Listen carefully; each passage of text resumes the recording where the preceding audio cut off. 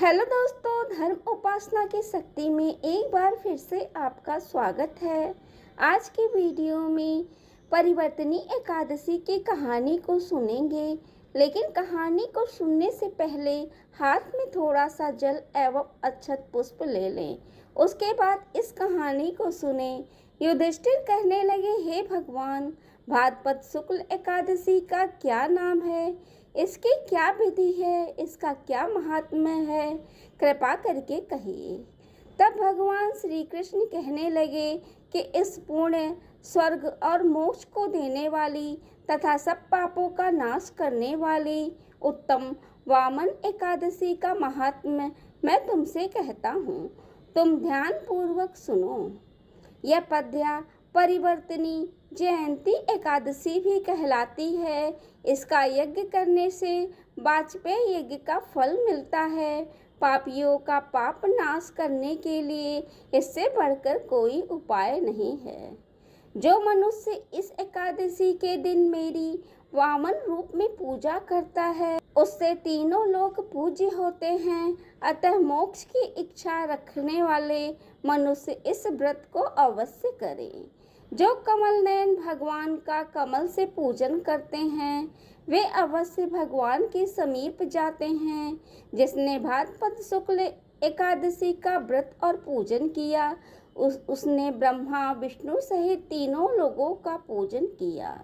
अतः हरिवासर अर्थात एकादशी का व्रत अवश्य करना चाहिए। इस दिन भगवान करवट लेते हैं, इसलिए इसको परिवर्तनी एकादशी भी कहते हैं। भगवान के वचन सुनकर युधिष्ठिर बोले, हे भगवान, मुझे अति संदेह हो रहा है कि आप किस प्रकार से सोते हैं और करवट लेते हैं तथा किस तरह से राजा बलि को बांधा और वामन रूप में रखकर क्या क्या लीलाएं की। चतुर्मास के व्रत की क्या विधि है तथा आपके शयन करने पर मनुष्य का क्या कर्तव्य है, सो आप मुझे विस्तार पूर्वक बताइए। श्री कृष्ण कहने लगे, हे राजन, अब आप सब पापों को नष्ट करने वाली कथा का श्रवण करें। त्रेता युग में बाली नाम का एक दैत्य था। वह मेरा परम भक्त था।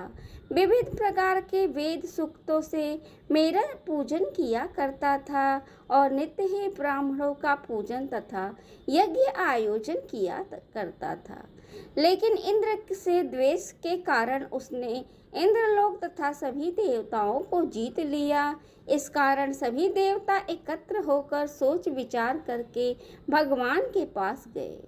बृहस्पति सहित इंद्रादि देवता प्रभु के निकट जाकर और नतमस्तक होकर वेद मंत्रों द्वारा भगवान का पूजन और स्तुति करने लगे। अतः मैंने वामन रूप धारण करके 5वां अवतार लिया। फिर अत्यंत तेजस्वी रूप से राजा बलि को जीत लिया। इतनी वार्ता सुनकर राजा युधिष्ठिर बोले, हे जनार्दन, आपने वामन रूप धारण करके उस महाबली दैत्य को किस प्रकार से जीता?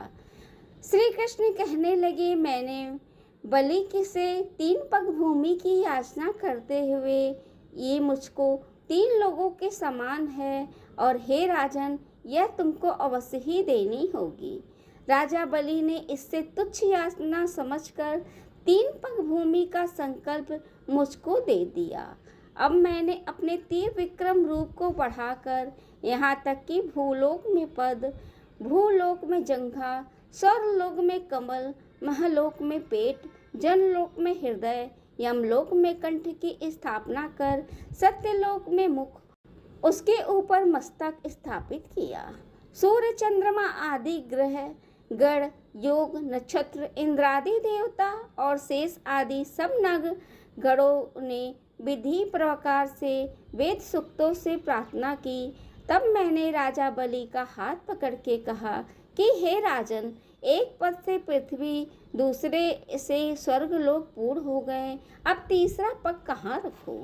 तब बलि ने अपना सिर झुका लिया और मैंने अपना पैर उसके मस्तक पर रख दिया, जिससे मेरा वह भक्त पाताल को चला गया। फिर उसकी विनती और नम्रता को देख करके मैंने कहा कि हे बलि, मैं सदा तुम्हारे निकट ही रहूंगा। विरोचन पुत्र बलि के कहने पर भाद्रपद शुक्ल पक्ष की एकादशी के दिन बलि के आश्रम में मेरी मूर्ति स्थापित हुई।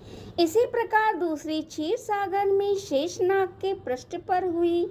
हे राजन, इस एकादशी को भगवान शयन करते हुए करवट लेते हैं, इसलिए तीनों लोगों के स्वामी भगवान विष्णु का उस दिन पूजन करना चाहिए। इस दिन तांबा, चांदी, चावल, दही का दान करना उचित है। रात्रि को जागरण अवश्य करना चाहिए। जो विधि पूर्वक इस एकादशी का व्रत करते हैं वे सब पापों से मुक्त होकर स्वर्ग में जाकर चंद्रमा के समान प्रकाशित होते हैं और यश पाते हैं। जो पापनाशक इस कथा को पढ़ते अथवा सुनते हैं उनको 1000 अश्वमेघ यज्ञ का फल प्राप्त होता है। यदि आपको मेरी वीडियो अच्छी लगे तो उसको लाइक करें, शेयर करें, सब्सक्राइब करें एवं बेल बटन दबाना ना भूलें। धन्यवाद।